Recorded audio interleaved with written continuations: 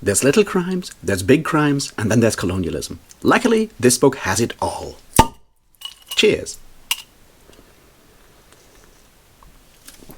Welcome back, everybody, to me talking about books, and today we'll be talking about one book in particular, and that is Harmattan Season by Tochi Onyebuchi, which came out last month, and I finally read it, and I liked it. So we'll do the usual thing. I'll give you a quick rundown of what the book is without spoilers, then you go and read the book. You can do that, it's relatively short.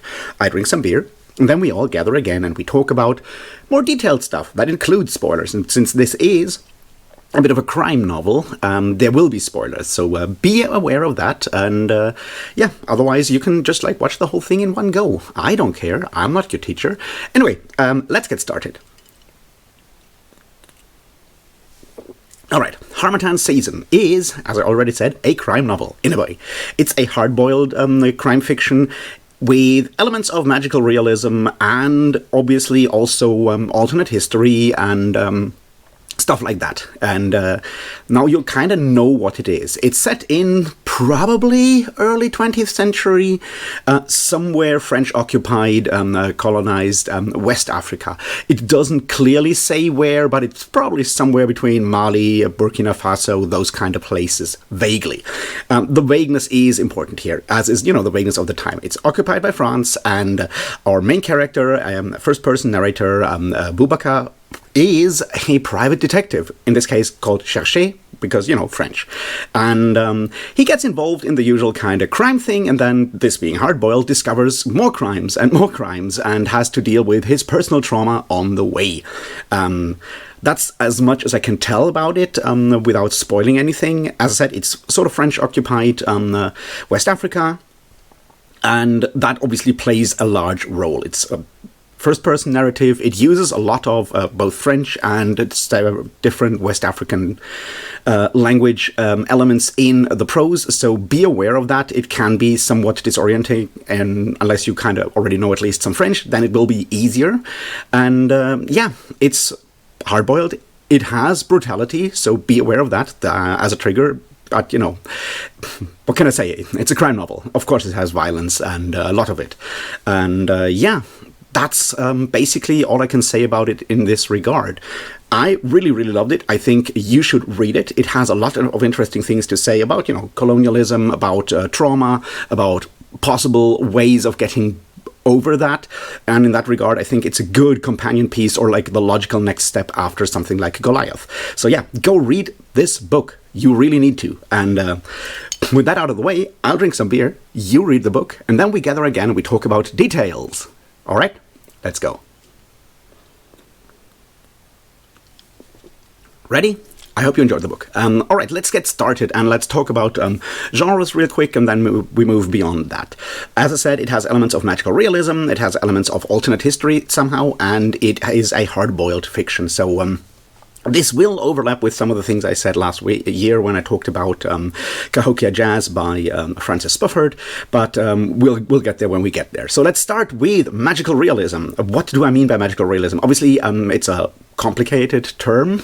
Everyone means something else by it. Some people just use it as a stand-in for fantasy, but with literary aspirations. That's, people like Salman Rushdie, who unfortunately decided to throw all of fantasy under the bus to seem more literary a while ago. Anyway, what it really is a school of both fantastic writing, mostly connected to South America, although the term originally comes from the German, where it is called Magischer Realismus. And yeah, it's more of a tradition, a school of different authors interacting with each other. The one that is always pulled out is obviously 100 Years of Solitude by Gabriel Garcia Marquez, which is a really good book, and I read it last year and really enjoyed it.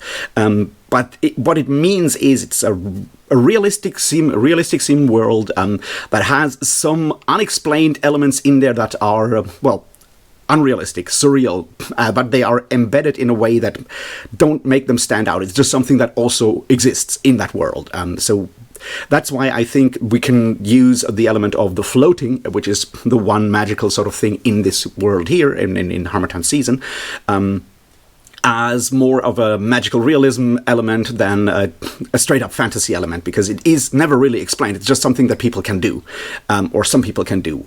In that regard, I think it works better if we look at it this way and not in, any other way. So that's why I think magical realism plays a role here. The other important thing about a lot of magical realism is, of course, it is very political. What with 20th century South America is a place where not being political was very much not an option.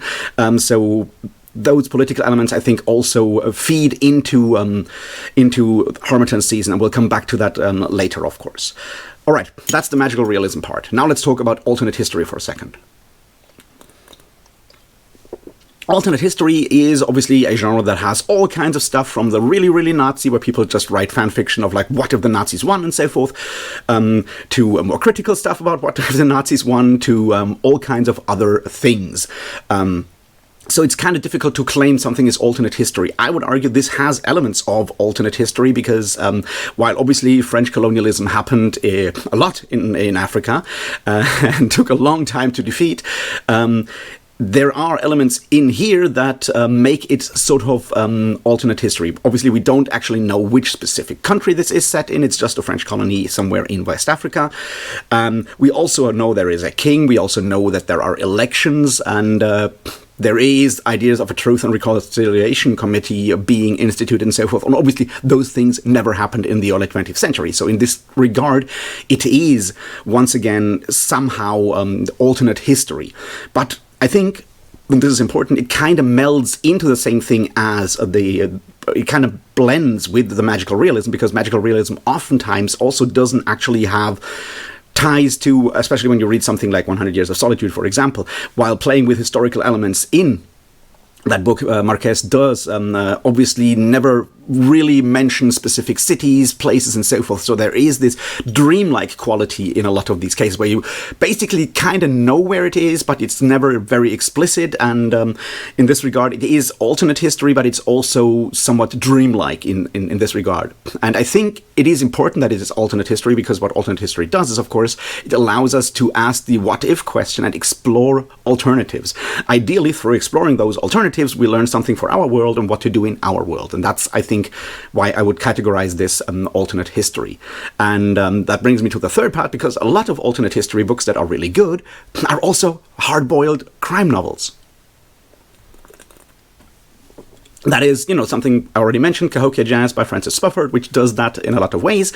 There is, of course, also The Yiddish Policeman's Union by Michael Chabon that has similarly alternate history, police procedural crime novel elements. And I've said that when I spoke about Cahokia Jazz. I'm going to bring it up here again because I don't know if you've ever watched that video.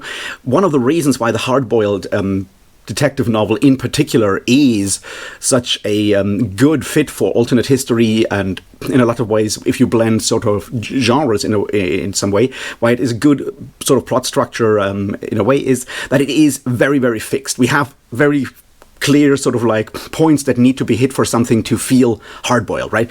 It has to be, in that Dashiell Hammett, Raymond Chandler sort of like way of having a down-on-his-luck kind of detective that gets beat up a lot and stumbles into larger and larger like crimes on his way and is morally compromised, struggling and so forth.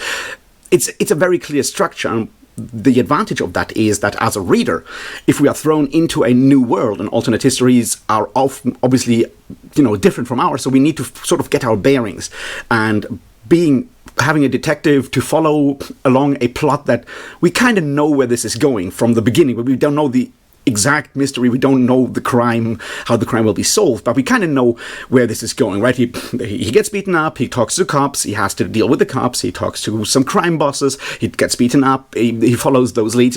It's easy to follow that along, and we can focus more on the themes and the surrounding atmosphere, the world in a lot of ways, because the plot is somehow familiar. That's why I think the hard-boiled genre is so often combined with something like alternate history, because it allows to make the alternate history arguments without,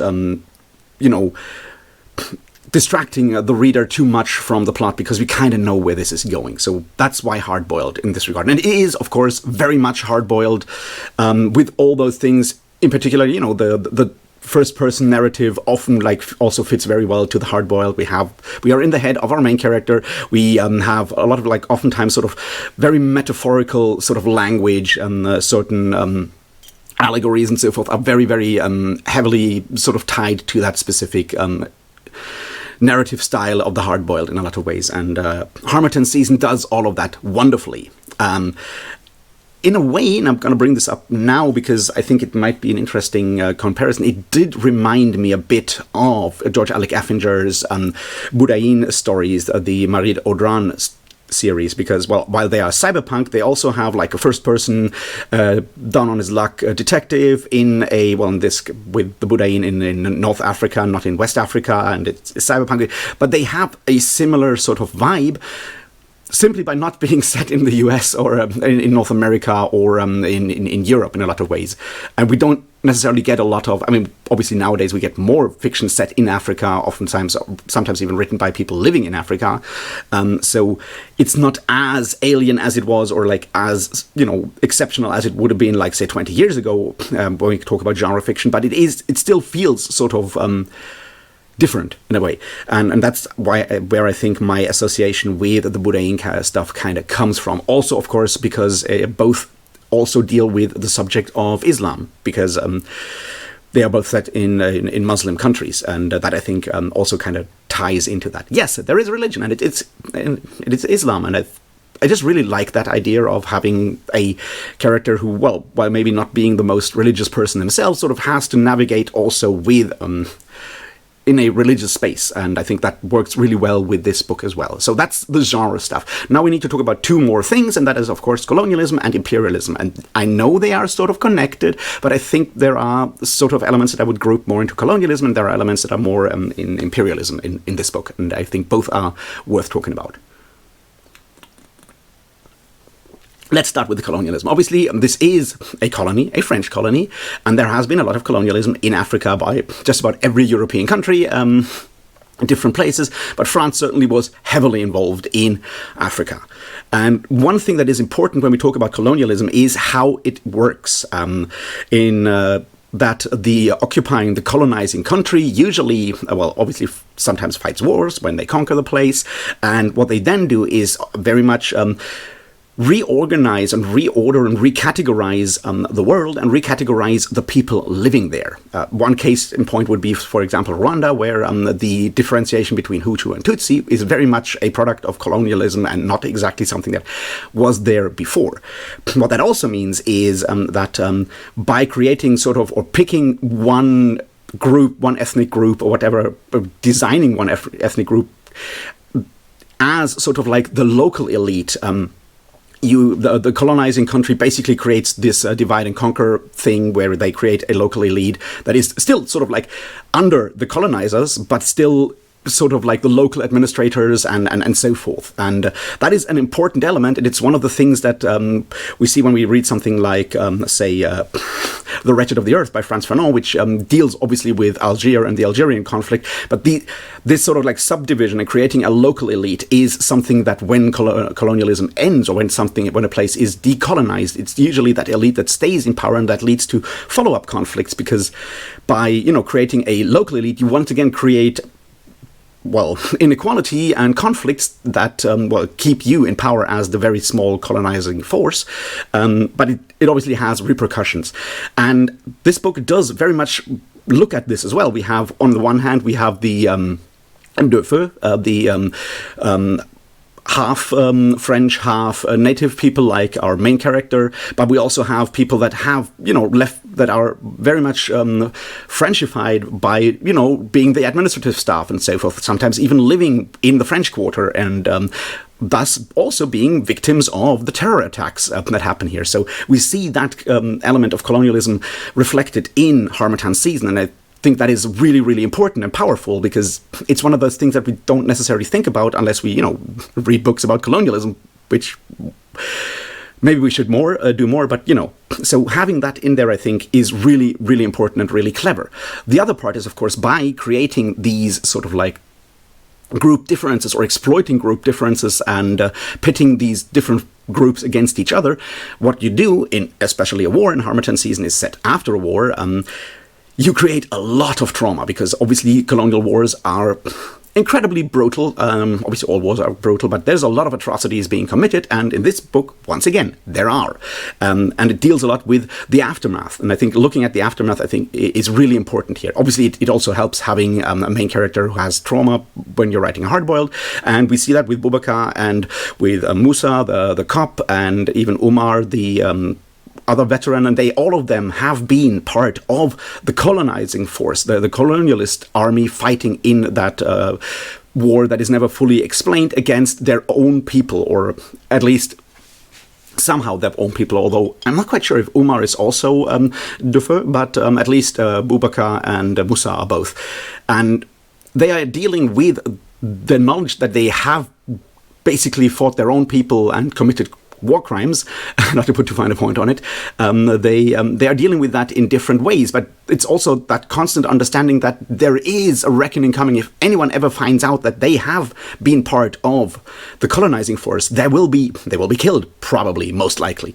And they try to deal with that in different ways, and we see that with Bouba in particular, how he is maybe searching for redemption in a lot of ways and dealing with that trauma. And I think it's one of the strengths of Harmattan season to make that point beyond just, having a really interesting sort of like hard-boiled crime plot, to have that constant sort of like, that crime will of course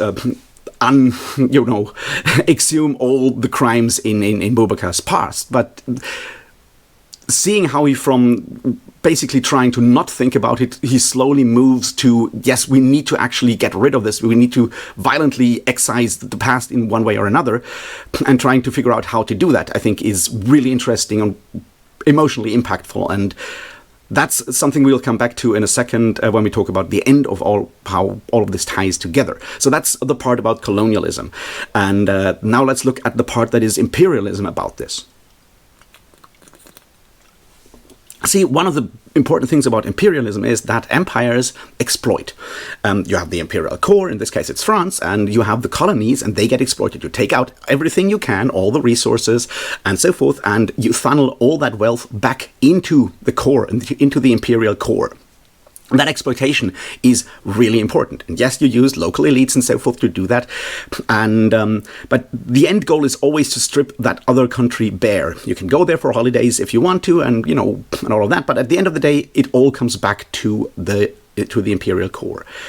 And that's the underlying sort of like plot, right? The main crime that we at the end of the day find is exactly that. That the rich guy, whose name I just can't remember right now, also a Dufeu, does in fact tries to fuck off to France with all the wealth that he's been gathering for himself, and probably the French imperial administration and so forth as well. It literally strip the country bare and run away, and that, I think, is important to separate from just colonialism, because that's something empires do even in places where they don't necessarily have colonies. Like you can see that even today in ways that, say, all of England, for example, is basically London as core, and stripping the country bare and funneling everything back into London, for example. So I think there's a difference, and I really appreciated how Harmattan season does, in fact, sort of like look at that aspect of both colonialism and imperialism, that exploitation, because the way you do that as an empire is both through like legal means with building, mining, all of that stuff, but you also do that by once again using local elites and of course local organized crime. And we see that as well when we have both the legitimate businessmen and businesswomen here after the war doing all kinds of trade and getting rich and also making France richer and richer, but you also have the crime lord that is also very much involved in that. And having all of these aspects, I think, is important both for imperialism and colonialism, that you have like full control of that, because resistance is always sort of like happening in the margins, which is sort of the next thing we need to talk about. And one of the really cool parts is that sort of like the urchin that never actually gets a name in the entire book, a street urchin that helps Boubacar out and has maybe a full army of street urchins. it's, yeah, in the margins where resistance and an existence and a new existence can be forged in a lot of ways.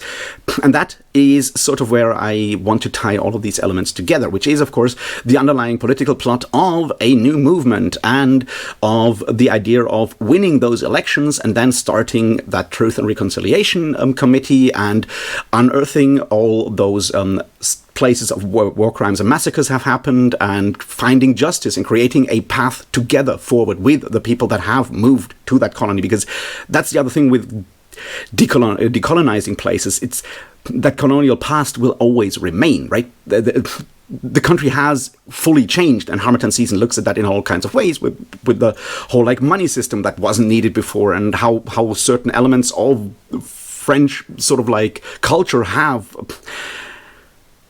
completely changed society in a way that cannot actually be undone. And the idea that the way forward is through, well, compromise and through truth and reconciliation and finding a path together where everyone has actually a say, and there is, and breaking up those hierarchies, but doing it together instead of the way that a lot of like decolonization has happened in the 20th century, where in some places colonizing powers just like fucked off and let everyone figure their shit out together on their own, I guess, which went wrong in all kinds of ways. So having this idea, I think, and that's where the alternate history comes back in, the idea that there has been a chance, there was a chance back then, there could have been a world in which, you know, colonialism was actually undone in a, well, better way, in a way that allowed compromise, that allowed everyone to come to some, you know, personal and general redemption, understanding, and work together for a united future in one way or another. And the book obviously doesn't actually go there, it just ends right before that when the weather changes. And I think that's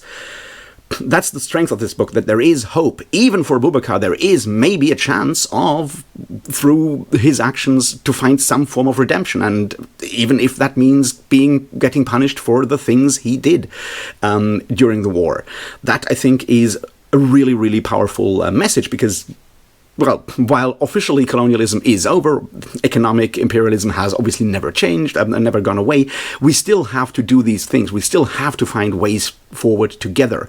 And that's sort of where I think this is a good companion piece to Goliath, where obviously that didn't happen. So moving to the past and moving to the realm of somehow magical realism, where some things are possible, where some people can actually float because they can, and we can maybe see of what could have been, and maybe learn something of what might be in the future if we wanted to take that specific past. And that, I think, is really important and really powerful, and makes for a great story at the end of the day. And that, I think, is why Harmattan Season is a powerful book that you should read. And the metaphor of the Harmattan, the really hot sand wind in West Africa, that season that destroys everything, removes the traces of the past, and basically leaves everything a blank slate that then can be filled once, the rainy season comes. It's a wonderful metaphor for that, and I really appreciated that and really enjoyed that. And the way it ends with the tea drinking going like, well, it smells like rain is coming, and that's good. That's really, really good. Anyway, these are my thoughts on Harmattan Season by Tochi Onyebuchi. I hope you enjoyed the book. If you have thoughts, there's a comment section down below. You can talk about it down there. You can like this video. You can dislike this video. You can subscribe. You can join the channel. You can join the Patreon. You can do all of these wonderful things, but you don't have to. I would just really appreciate that. And thanks for watching. I'll see you tonight in the live stream, and then with something else, hopefully somewhere soon. And until then, thanks and cheers.